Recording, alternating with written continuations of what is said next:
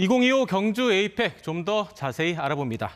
김 기자, 이번 에이펙이 어떤 회의인지를 다시 한번 짚어볼 필요가 있을 것 같은데요. 나라별로 만나는 게 아니라 경제체가 만나는 걸로 봐야 되는 거죠? 네, 그렇습니다. 이제 회원국이라는 표현을 사용하지 않고요.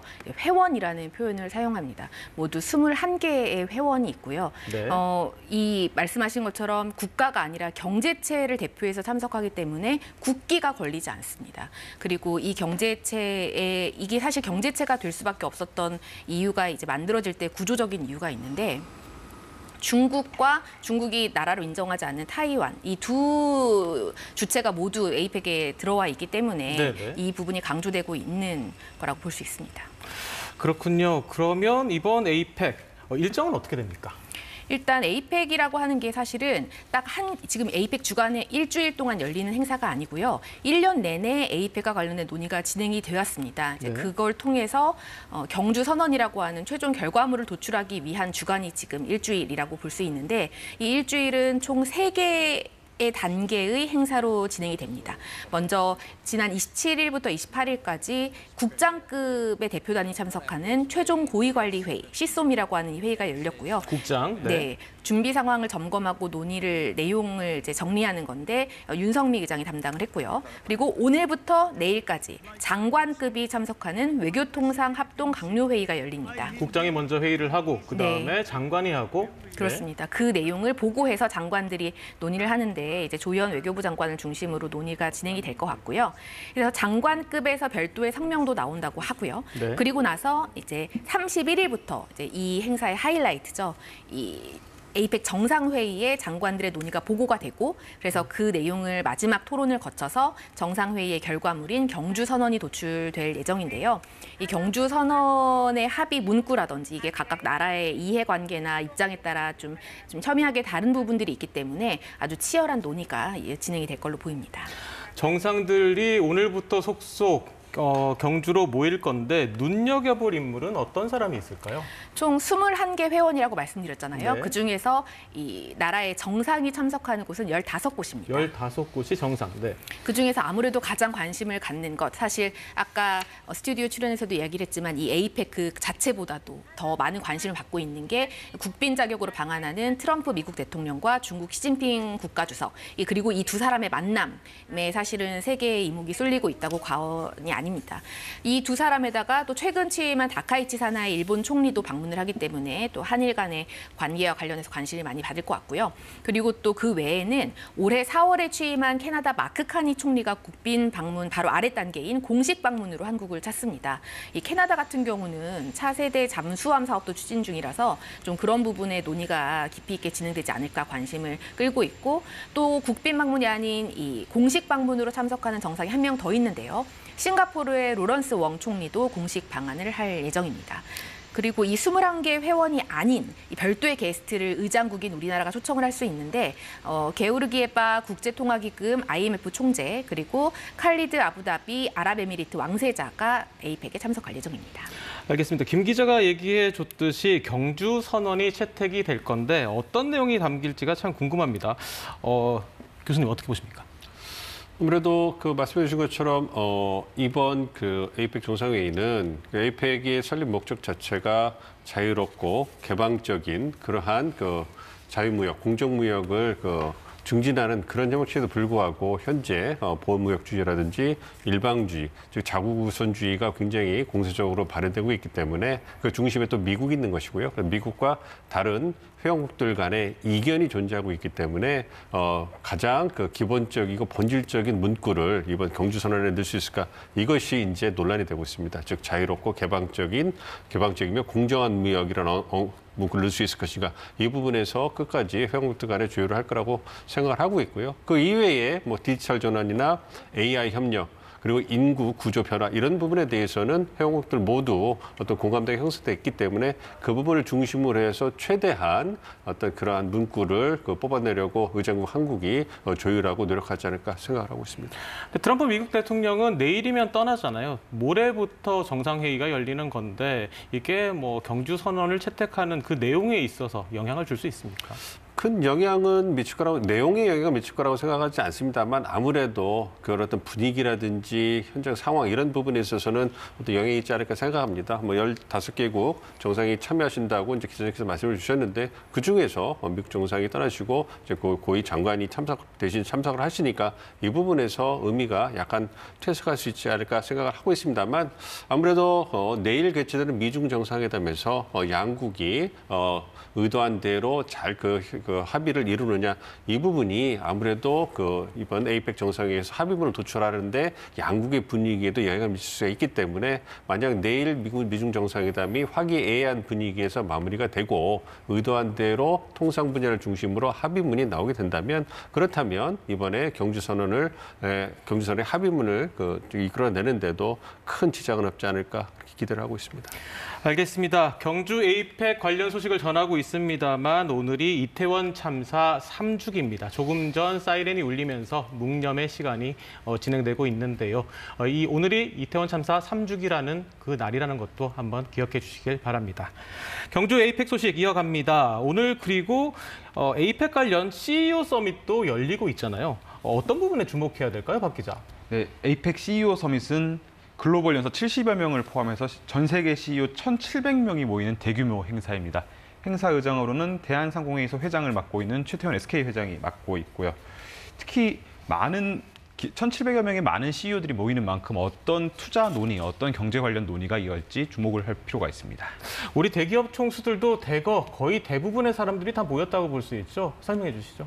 예, 그렇습니다. 대기업 총수들도 대거 경주로 향했습니다. 4대 그룹 총수를 비롯해 우리 주요 산업을 맡고 있는 여러 분야의 CEO들 그리고 각종 경제단체의 단체장들 모두 경주로 향해서 글로벌 기업가들을 만나고 있습니다. 4대 그룹 총수라고 하면 지금 재계 순위가 삼성이 들어가고 그리고 SK가 들어가고 현대 LG잖아요. 그런데 보면 지금 최태원 회장이 개회사도 하고 그렇게 운영이 되고 있던데 이유가 있습니까?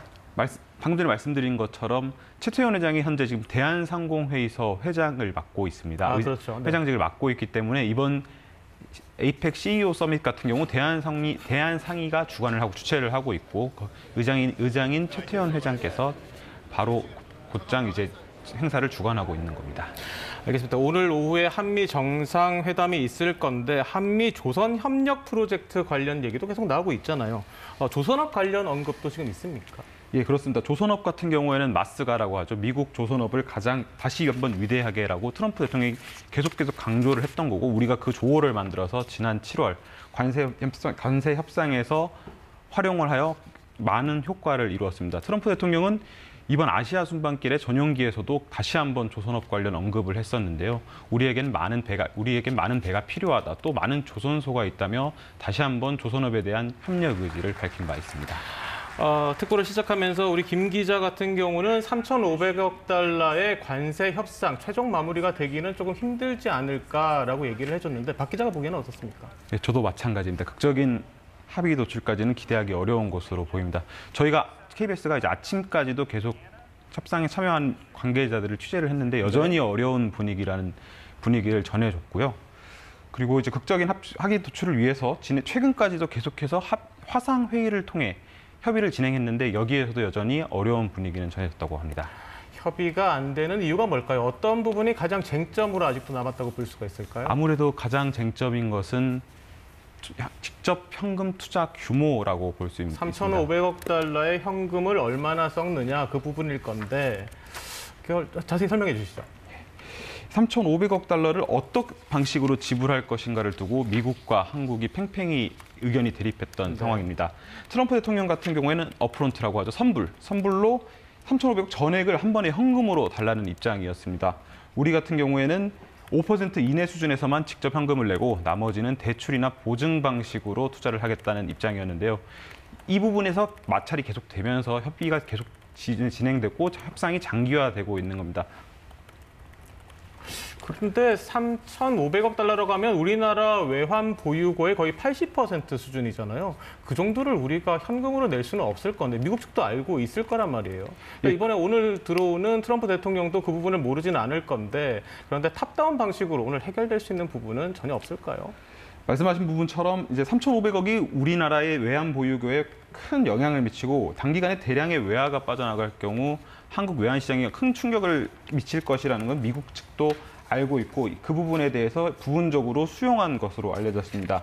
그래서 양측이 입장을 조금씩 좁혀갔는데요. 지금 입장을 보면 최근까지 알려진 내용은 미국 측은 250억 달러를 8년 동안 8년? 총액을 보면 3,500억 달러 중 2,000억 달러를 현금으로 달라는 요구를 했다고 하고요. 반면에 우리는 앞서 구윤철 경제부총리와 이창용 한국은행 총재가 한국에 1년에 쓸 수 있는 돈은 최대 150억 달러에서 200억 달러라는 수준이라고 밝힌 바가 있습니다. 그러다 보니 아직까지 간격이 좁혀지지 않고 있는 겁니다. 7월 말에도 저희가 특보를 했었는데 그때는 한미 관세 협상이 타결이 됐다고 했었고 그런데 지금 3개월 동안 계속 후속 협상이 논의가 되고 있지만 최종안이 안 나오고 있단 말입니다. 그런데 이게 언제까지 이런 상황이 계속 흘러갈지 이번 한미 정상회담을 통해서도 해결이 안 된다면 이런 상황이 올 연말까지도 갈 수 있을지 그것도 궁금한데요. 어떻습니까? 그렇습니다. 아직까지 어떤 식으로 마무리가 될지는 알 수 없는 상황입니다. 그렇기 때문에 오늘 오후에 있을 한미 정상회담 결과에 주목이 되는 거고요. 한미 정상 간 탑다운 방식으로 이 부분을 풀어낼 수도 있는 것이고 아니면 이제 공동 성명 정도 수준에서 이 부분을 조속히 해결하자라는 수준에서 그칠 수도 있습니다. 그렇게 될 경우 장기화될 가능성도 있습니다. 알겠습니다. 관세 문제와 함께 안보 문제도 이번 정상회담 때 논의가 될 건데 김 기자.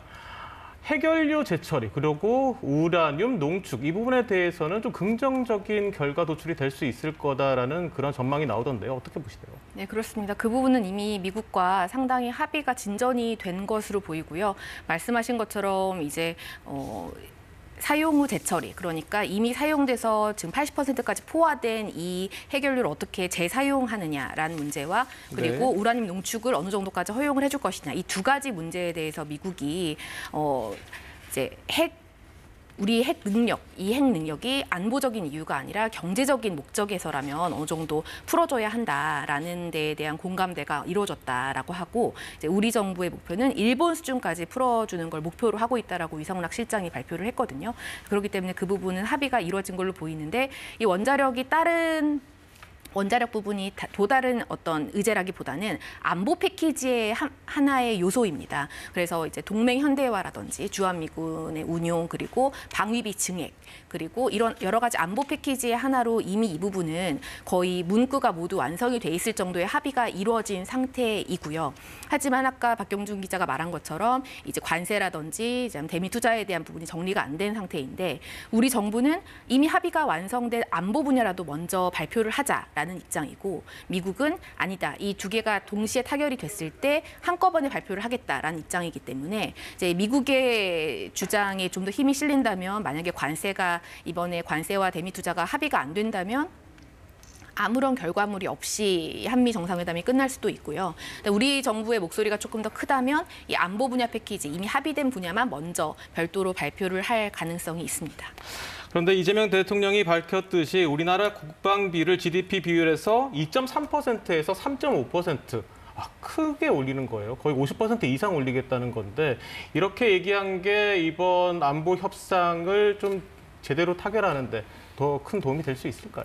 네, 큰 도움이 될 수밖에 없고 사실은 우리 정부 입장에서도 이 GDP의 2.3% 수준인 이 국방비를 증액하겠다는 입장은 계속해서 먼저 대선 기간 때부터 말을 해왔습니다. 왜냐하면 우리 정부 입장에서는 지금 주한미군에 의존하는 현재 안보 구조에서 조금 벗어나서 전시작전권 전환 문제도 뒤따라오겠지만 네. 우리의 자주국방력을 좀 더 강화하겠다는 게 사실은 우리 정부의 입장이거든요. 근데 자체적으로 방위비를 늘려달라고 하는 미국의 입장과 어떻게 보면 맞아 떨어지는 부분이었기 때문에 이 부분은 먼저 전제로 깔고 사실 그리고 한국뿐만이 아니라 다른 나라들 유럽이라든지 모두 다 국방비를 증액하는 추세고 유럽 같은 경우도 3.5%에 이제 비국방비 측면도 1.5%에서 거의 5%까지 인상을 하고 있는 흐름이기 때문에 거기에 또 맞춰간다는 측면도 있기 때문에 그런 측면에서 말씀하신 것처럼 이제 동맹 현대화나 아니면은 원자력 협정 개정 문제와 연동해서 안보 분야 논의가 좀 쉽게 풀린 게 아닌가 예상할 수가 있습니다.